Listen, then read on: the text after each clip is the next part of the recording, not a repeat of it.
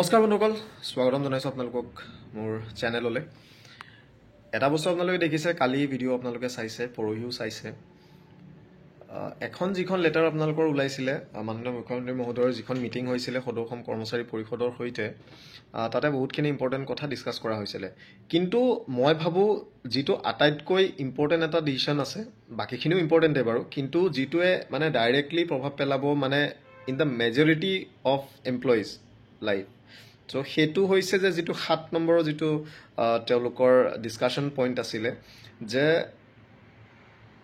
providing graduate pay to the employees who were recruited on the basis of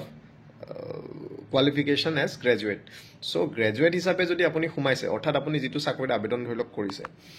সেই আবেদন কৰা চাকৰিটোৰ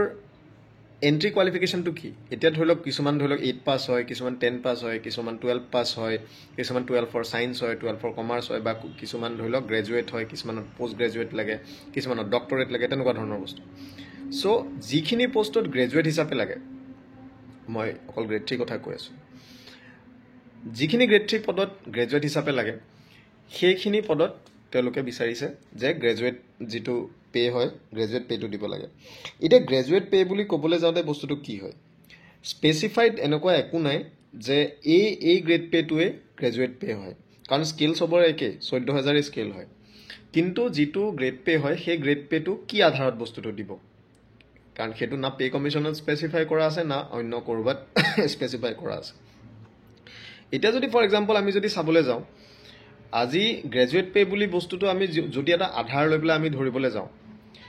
তেতিয়া হ'ব কি, যিখিনি পুলিচৰ ধৰি লওক ছাব ইনস্পেক্টৰ আছে তেওঁলোকক 8,700 দিয়ে, তেওঁলোক এণ্ট্ৰি গ্ৰেজুৱেট। যিখিনি ধৰি লওক জুনিয়ৰ ইনস্পেক্টৰ আছে ARCSৰ, তেওঁলোকো গ্ৰেজুৱেট। আপোনালোকে জানে ADREটো সোমাইছিলে, চ' তেওঁলোকৰো 8,700 পায়। But at the same time যিখিনি জুনিয়ৰ ইনস্পেক্টৰ হেণ্ডলুমৰ আছে, আই গেছ তেওঁলোকে 7,400 মান পাই হ'ব পাৰে, হয় নাই? মই যদি ভুল হয় আপোনালোকে জনাব, কোনোবা যদি আছে। লাইকৱাইজ আপোনালোকৰ ছাপ্লাইৰ যিখিনি FPDNCA যিখিনি ধৰি লওক ছাব ইনস্পেক্টৰ আছে, তেওঁলোকে পায় 7,600। যদিও বা 7,400 আছিলে, এইটো 200 টকা এনহান্স কৰি 7,600 কৰা হৈছিলে, তেওঁলোকো graduate. At the same time যিখিনি জুনিয়ৰ ষ্টেণ্ড সোমাইছে তেওঁলোকে পায় 6,200, যিটো আণ্ডাৰ গ্ৰেজুৱেট পে' হয়। আণ্ডাৰ গ্ৰেজুৱেট পে' বুলি মই এইকাৰণে কৈছোঁ, আণ্ডাৰ গ্ৰেজুৱেট মানে হাই ছেকেণ্ডেৰী লেভেলৰ যিটো পে', যিটো বস্তু তাতে কলমত লিখা আছে যে হু হেভ মানে entered in to service as graduate but are getting HS or under graduate pay'. So' এতিয়া যদি সেইটো ক'বলৈ যাওঁ, আণ্ডাৰ গ্ৰেজুৱেট পে'টো আপোনালোকে ধৰি লওক 6,200, বা HS পে' আপোনালোকে ধৰি লওক 5,600, তেনেকুৱা বস্তুটো আপোনালোকে ধৰিব পাৰে। চ' এতিয়া জুনিয়ৰ ষ্টেণ্ড গোটেইখিনি 6,200 পাই আছে, যদিও বা তেওঁলোকে গ্ৰেজুৱেট হিচাপে সোমাইছে। ইয়াৰ লগতে আপোনালোকৰ বহুতো স্কুলৰ ডিপাৰ্টমেণ্টৰ মানুহখিনিয়ে কৈ আছে যে তেওঁলোকে 5,600কৈ পাই আছে। বাট সেইটো এটা ক্লিয়াৰ আছিলে ইনষ্ট্ৰাকশ্যন যে 6,200কৈ দিব লাগে, এনেকুৱা কিছুমান ডিষ্ট্ৰিক্টৰ অৰ্ডাৰো পাছ হৈছিলে, কিন্তু তৎসত্ত্বেও তেওঁলোকক 5,600 দি আছে। And I don't think that is right, কাৰণ এইটো এটা অভাৰৰুল কৰি পেলাই এটা অৰ্ডাৰ দিয়া আছিলে যে অসমৰ সকলো বিভাগকে at per with the district যি অফিচ, GADৰ DC অফিচ, তেওঁলোকে যিমানটো পায় সেই সমাহাৰত তেওঁলোকে দৰমহা পাব লাগে। চ' চবেই তাৰ পিছৰ পৰা পোৱা হ'ল, তাৰ আগতে 5,600 পাই আছিল, তাৰপিছত চবেই 6,200কৈ পাই আছে। চ' এতিয়া যদি ইয়াৰ কথাৰ আধাৰত যদি আমি ধৰোঁ যে গ্ৰেজুৱেট পে' বুলি যদি আমি ক'বলৈ যাওঁ, 8,700 যিহেতু আমি দেখিলোঁ যে পুলিচৰ ছাব ইনস্পেক্টৰসকলে পায়। দ্বিতীয়তে ছেক্ৰেটেৰিয়েটত যিসকল সোমায়, জুনিয়ৰ এডমিনিষ্ট্ৰেটিভ এছিষ্টেণ্ট JAA, তেওঁলোকে পায়। APSCত যিসকল সোমায় JAA, তেওঁলোকে পায়। আছাম এডমিনিষ্ট্ৰেটিভ ষ্টাফ কলেজত যিসকল সোমায় তেওঁলোকে 8,700 পায়। ৰাজভৱনত যিসকল সোমায় তেওঁলোকে 8,700 পায়, অৰ্থাৎ গভৰ্ণৰ ছেক্ৰেটেৰিয়েট। ঠিক সেইদৰে যদি আমি চাওঁ, নাৰ্ছত ভাগ আছে, যিসকল গ্ৰেজুৱেট নাৰ্ছ হয়, অৰ্থাৎ BSc নাৰ্ছিং কৰা, তেওঁলোকে 8,700 পায়। যিসকলে আপোনালোকৰ ডিপ্ল'মা ANM তেনেকুৱা কিবা কিবি কৰে, তেওঁলোকৰ বস্তুটো কম হয়, 6,800, 7,400 তেনেকুৱা কিবা কিবি আছে। অ'কে, বাট গ্ৰেজুৱেট যিখিনি নাৰ্ছ আছে তেওঁলোকে 8,700 পায়। এইটো তেওঁলোকে যদি ছাৰ্ভিচ কৰি থাকোঁতে তেওঁলোক যদি গ্ৰেজুৱেট হয়, তেওঁলোকে গ্ৰেজুৱেট পে' কাৰণে তেওঁলোকে আবেদন কৰিব পাৰে। তেওঁলোকৰ অৰ্ডাৰ হৈ আহিছে 8,700, এইটো অৰ্ডাৰ মই দেখিছোঁ, বাট দিন হ'ল, মোৰ ড্ৰাইভত বিচাৰিব লাগিব, থাকিব। ইয়াৰ লগতে আপোনালোকে শিক্ষকসকলকো দেখিছে, যিসকলে BEd কৰিছে, গ্ৰেজুৱেট টিচাৰ যিসকল, তেওঁলোকে 8,700 পায়। কিন্তু আপোনালোকৰ গ্ৰেজুৱেটেই হওক লাগিলে, কিন্তু DLEd যদি আছে তেওঁলোকে মষ্ট প্ৰবলি 6,800 নে 7,400 তেনেকুৱা কিবা গ্ৰেড পে' পায়, হয় নাই? আপোনালোকে যিসকল আছে আপোনালোকে কমেণ্টত আপোনালোকে জনাব পাৰে। সেইটো কথাবিলাক তেনেকুৱা। চ' আমি যদি ধৰোঁ যে গ্ৰেজুৱেট বেচিছত যি ধৰি লওক দৰমহা দিছে, সেয়া নাৰ্ছেই হওক, শিক্ষকেই হওক, বা এনেকুৱা ভাল ভাল যিকেইটা JAA পষ্ট হওক, জুনিয়ৰ ইনস্পেক্টৰ হওক সেই পোষ্টবিলাকত আমি দেখিছোঁ যে 8,700 গ্ৰেড পে দিয়ে সো সেই ভিত্তিত আমি ক'ব পাৰোঁ যে গ্ৰেজুৱেট পেটো ষ্টেণ্ডাৰ্ড যিটো গ্ৰেজুৱেট পে সেইটো হৈছে 8,700 সো সকলোৱে 8,700 পাব লাগে কিন্তু at the same time graduate মই যিটো ক'লোৱে তেনেকুৱা গ্ৰেজুৱেট হিচাপে সোমাই পেলাই বহুতে বেলেগ বেলেগ দৰমহা পাইছে ধৰি লওক আজি ট্ৰেজাৰী জুনিয়ৰ একাউণ্টছ এছিষ্টেণ্টে পায় 7,400 ছাপ্লাই ছাব ইনস্পেক্টৰে পায় 7,600 হেণ্ডলুমৰ আপোনাৰ জুনিয়ৰ ইনস্পেক্টৰে পায় 7,400 বাকী জুনিয়ৰ এছিষ্টেণ্টখিনিয়ে পায় 6,200 ঠিক সেইদৰে আৰু বেলেগ বেলেগ ডিপাৰ্টমেণ্টত আৰু বহুত বেলেগ বেলেগ পোষ্ট থাকিব পাৰে কিন্তু ইয়াতে এটা বস্তু আপোনালোকৰ চাওক যিটো আণ্ডাৰ গ্ৰেজুৱেট পে বা এইচ এছ পে বুলি কৈছে আপোনালোকে চাওক আজি এছিষ্টেণ্ট ইনস্পেক্টৰ অফ এক্সাইজ আৰু assistant enforcement inspector enforcement checker এইবিলাক এনফৰ্চমেণ্ট চেকাৰটো মেট্ৰিক লেভেলৰ assistant inspector of excise assistant enforcement inspector এইবিলাক হৈছে হাই ছেকেণ্ডেৰী লেভেলৰ পোষ্ট কিন্তু তেওঁলোকে 6,200কৈ তেওঁলোকে গ্ৰেড পে পায় চ' ডিফাৰেঞ্চটো আপোনালোকে বুজিছে চ' তেওঁলোক এইচ এছ হৈ পেলাই তেওঁলোকে সেইটো পাই আছে আৰু তেওঁলোকে গ্ৰেজুৱেট হৈ পেলাইও 6,200 পাই আছে চ' ডিফাৰেঞ্চটো ক'ত আহি আছে চ' কথাটো সেইটো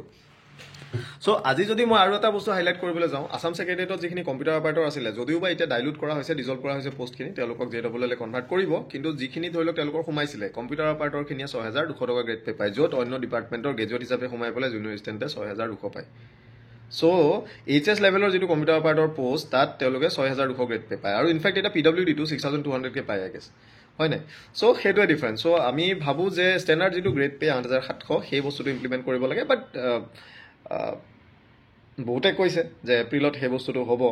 আৰু অবভিয়াছলি যদি গভৰ্ণমেণ্টে বিচাৰে যদি মানে মুখ্যমন্ত্ৰী মহোদয়ে যদি ভাবে যে এইটো আমি দি দিওঁ তো ডেফিনেটলি তেওঁৰ ওপৰত আৰু কোনে কথা ক'ব পাৰে তেওঁ যদি ভাবে দিওঁ বুলি তেওঁ লগালগ সেই বস্তুটো ইমপ্লিমেণ্ট কৰিব পাৰে বাট যদি এই টাৰ্মত যদি নহয় এই বছৰত যদি নহয় দেন ডেফিনেটলি সেইটো নেক্সট পে' কমিশ্যনলৈ যাব আৰু পে' কমিশ্যনৰ ৰেকমেণ্ডেশ্যনৰ পাছত সেই বস্তুটো চবেই পাব বাট এইটো কথা ঠিক যে গ্ৰেজুৱেট পে' হিচাপে একো পে' স্পেচিফাই কৰি থোৱা নাই কিন্তু আমি সেই বস্তুটো আমি ক'ব পাৰোঁ সেইটো মানে ধৰি লওক যুক্তি দিব পাৰে যে যিখিনিয়ে গ্ৰেজুৱেট হিচাপে সোমাইছে বা গ্ৰেজুৱেট নাৰ্ছ হওক আজি গ্ৰেজুৱেট টিচাৰ হওক মানে দেয়াৰ যিখিনি তেওঁলোকৰ বেলেগ কোৱালিফিকেশ্যন BEd হওক সেই তেনেকুৱা ধৰণৰ বস্তু লৈ পেলাই যিখিনি সোমাইছে তেওঁলোকে 8,700 যিহেতু পায় চ' ষ্টেণ্ডাৰ্ড যিটো গ্ৰেজুৱেট পে' বুলি আমি ধৰিব পাৰোঁ সেইটো হৈছে সেইটোৱে কিন্তু ইয়াৰ লগত আৰু বহুত বস্তু জড়িত হৈ আছে সেইকাৰণে ইমান সহজে এইটো ইমপ্লিমেণ্ট হোৱা বস্তু নহয় কাৰণ এটা ভাষ্ট চেঞ্জ হ'ব লাগিব সেইটো নট জাষ্ট আপোনালোকৰ গ্ৰেড পে' বাট সেইটো ফিন আছামৰ পৰা লৈ পেলাই গোটেই বস্তুবিলাকত আপোনালোকৰ সেইটো এটা হিউজ চেঞ্জ এটা আহিব কাৰণ যদি কেনেবাকৈ 8,700 যদি এটা ল' এণ্ট্ৰি লেভেল পে' যদি হয় তেতিয়া যিবিলাক নেক্সট পষ্ট আছে সেই নেক্সট পষ্টবিলাক নেক্সট পে' বেণ্ডলৈ যাব লাগিব পে' বেণ্ড 3লৈ যাব লাগিব সেয়া লাগিলে 9,100 গ্ৰেড পে' হওক 9,400 গ্ৰেড পে' হওক 9,700 গ্ৰেড পে' হওক লাইকৱাইজ চ' নেক্সট পষ্টটো যেতিয়া সেইটোলৈ যাব তাৰ নেক্সট পষ্টটো হয়তো আৰু এটা বেলেগ গ্ৰেড পেড একমডেট কৰিব লাগিব চ' লাইকৱাইজ তেনেকৈ বেলেগ বেলেগ একমডেট কৰি গৈ থাকিব লাগিব চ' এইটো এটা বহুত মানে প্ৰক্ৰিয়াটো জটিল বুলিয়ে ক'ব লাগিব চ' কাৰণ বহুতখিনি বস্তু ইয়াতে সোমাই থাকিব লগতে ফাইনেন্সিয়েল ইমপ্লিকেশ্যন আছে বহুতখিনি বস্তু চ' যি কি নহওক এটা ভাল মানে কথা তেওঁলোকে উঠাইছিলে আৰু তাতে মাননীয় মুখ্যমন্ত্ৰী মহোদয়ে যিহেতু এটা ইতিবাচক সঁহাৰি দিছে চ' যথেষ্ট আশা কৰিব পাৰি যে এইটো এটা সোনকালে হয়তো নেক্সট ফাইনেন্সিয়েল ইয়েৰত মানে আৰম্ভণিত হয়তো ইমপ্লিমেণ্ট হৈ যাবগৈ পাৰে কাৰণ তেওঁ বহুত ফাষ্ট হেৰিখিনি কৰিছে আৰু ৰিগাৰ্ডিং OPSৰ যিটো 2 নম্বৰ বা 3 নম্বৰ নে কিবা এটা পইণ্ট আছিলে 2025 বুলি যিটো দেখিছিলে সেইটো ক্লেৰিফিকেশ্যন দিয়া হৈছে 2005 বুলি চ' ক্লিয়াৰলি সেইবিলাক আৰু হেৰি কৰিব নালাগে চ' গ্ৰেজুৱেট বস্তু যিটো সুধি আছিলে বা কৈ আছিলে আই গেছ অলপমান ক্লিয়াৰ হৈছে চ' ইমানেই আছিলে থেংক ইউ নতুন ভিডিঅ'তে আকৌ লগ পাম আজিলৈ ইমানেই চ' নট জাষ্ট পুৰণাখিনি এই নতুন যিখিনিয়ে ADR পৰীক্ষা দিছে বা অন্যান্য ডিপাৰ্টমেণ্টৰ পৰীক্ষা দিছে সেইসকলৰ ক্ষেত্ৰতো এই গোটেই বস্তুবিলাকে প্ৰযোজ্য হ'ব চ' চাই ল'ব বুজি ল'ব ভালদৰে জানি ল'ব অন্যকো আপোনালোকে ক'ব পাৰিব থেংক ইউ ধন্যবাদ